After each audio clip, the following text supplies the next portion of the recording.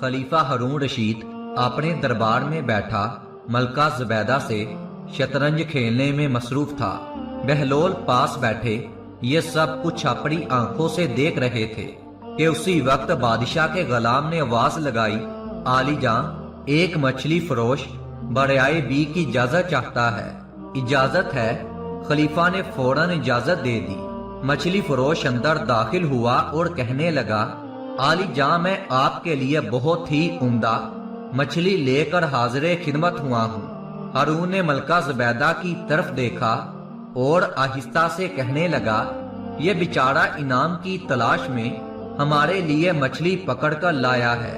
इसको 4000 दरम दे दिए जाएं तो कैसा रहेगा? मलका ज़ुबैदा बोली, नहीं मेरे सर के ताज, हरगिज नहीं। ये मामूली सा मछली फरोश इस काबिल नहीं है कि इसको 4000 दरहम दिए जाएं। यह बहुत बड़ी रकम है। इस तरह तो और बहुत से लोग लाइन लगाकर खड़े हो जाएंगे, फिर तो आप अपना सारा खजाना खाली कर बैठेंगे। ज़ुबैदा ने कुछ देर सोचा और एक तजवीज पेश की, आप इससे पूछे कि ये मछली नर है या मादा है।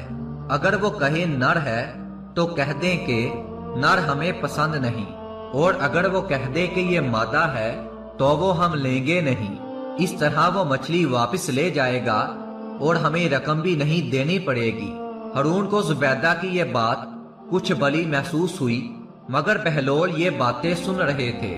उन्होंने बादशाह से आहिस्ता से कहा, मछली फरोश बड़ी मोहब्बत से आपके लिए उम्दा किस्म की मछली पकड़ कर लाया है, और ये मुनासिब नहीं है कि मलका की बातों में आकर उसको नामर्दार लुटा दिया जाए।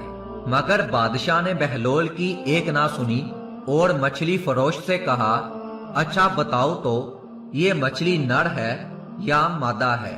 मछली फरोश बोला कि आली जां, ये मछली ना नर है ना ही मादा है, बल्कि ये तो मुखन्नस है।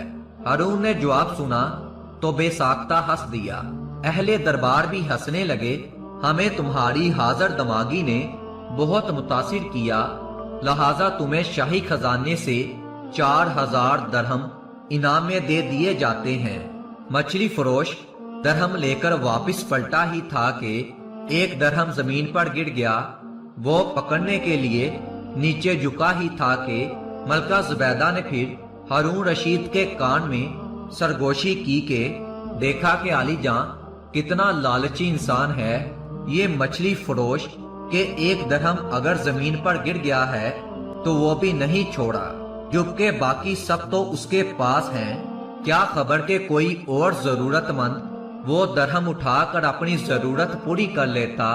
हारून रशीद को फिर ये बात खटकी और फौरन मछली फरोश को पकड़ने का हुक्म दिया। उन्होंने दोबारा से मछली फरोश को अपने सामने खड़ा कर लिया। हजरत बहलोल दाना ने भी मलका की ये बात सुन ली। बोला कि आली जां, मलका के कहने पर मछली फरोश को ना रोकिए, आप उसे जाने दें। हारून रशीद ने हजरत बहलोल दाना की फिर से कोई बात ना सुनी और मछली फरोश से कहने लगा कि ऐ सयाद, हमें तेरी ये हरकत बहुत ही नागवारा गुजरी है कि तेरे पास 4000 दरहम मौजूद थे। तुम्हारा एक दरहम नीचे गिर गया तो फिर भी तुमने जो एक दरहम तेरा नीचे गिर गया था वो भी छोड़ना गवारा ना किया। अगर तुम शायद उसको ना उठाते तो कोई जरूरत का मारा उसे उठा लेता और अपनी जरूरत को पूरा कर लेता। मछली फरोश ने कहा कि आली जां, मैं जान की ईमान पाऊं तो कुछ अर्ज करूं।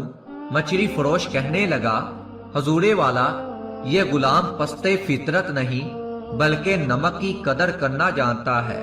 मैंने इसलिए वो दरहम उठा लिया कि उसके एक तरफ कुरानी आयात गुंदा है, जबकि दूसरी तरफ आपका इसमें ग्रामी मौजूद है।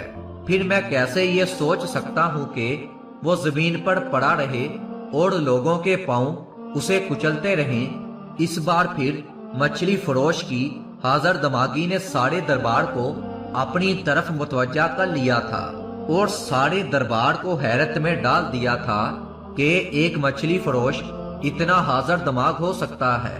खलीफा बेसाख्ता बोल उठा, वाह, بہت عمدہ جواب دیا، اے مچھلی فروش، تم نے ہمیں بہت محفوظ کیا۔